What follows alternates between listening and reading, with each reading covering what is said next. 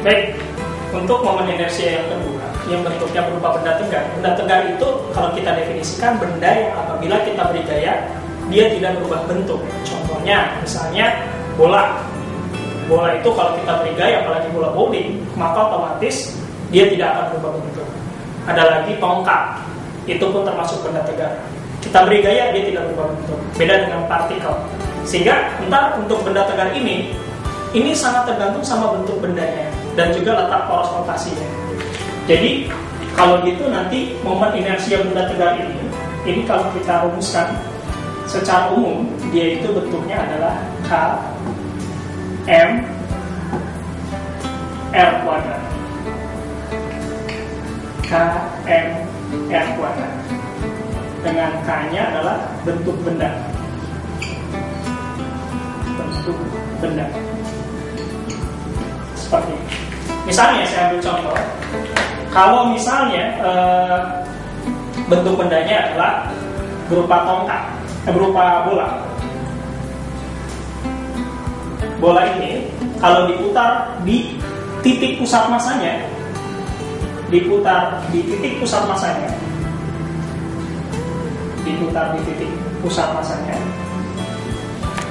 ini dia, diputar di titik pusat masanya, ketika berotasi di tengah-tengah seperti ini, maka nilai K-nya adalah, kalau ini adalah bola pejal, maka dia I-nya adalah 2/5 M R kuadrat. R-nya adalah jari-jari. Jadi nilai K-nya 2/5. Kalau berongga, kalau dia bola berongga, ini bola pejal. Kalau dia bola berongga, dia adalah 2/3. Kalau bola berongga, maka nilai K-nya adalah 2/3. Sehingga rumus momen inersianya 2/3 MR kuadrat. Lalu kalau misalnya berbentuk silinder kejam,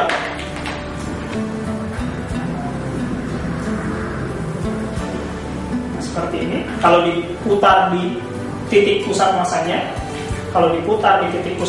yaitu di tengah-tengah,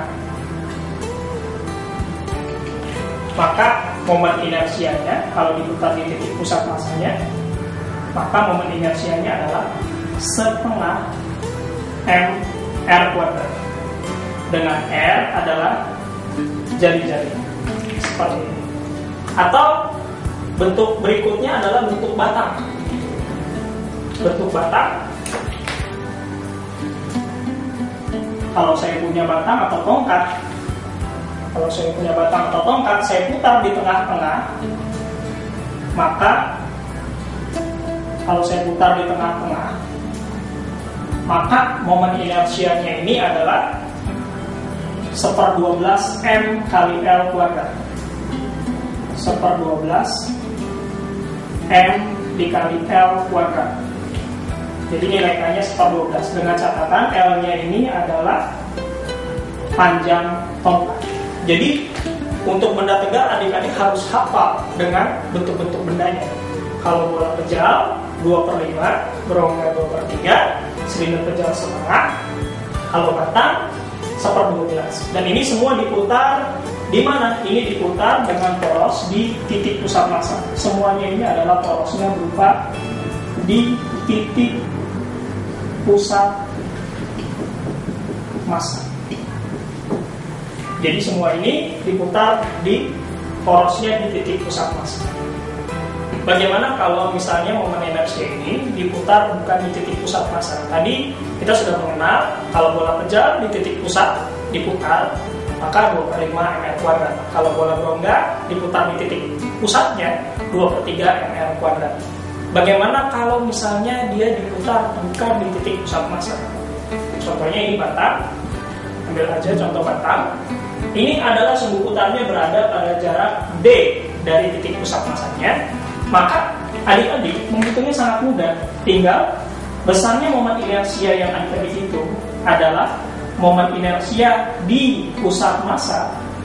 Momen inersia di pusat massa ditambah M, tentunya massa batangnya atau massa bendanya, dikali D kuadrat, yaitu jarak sumbu putar ke titik pusat massa.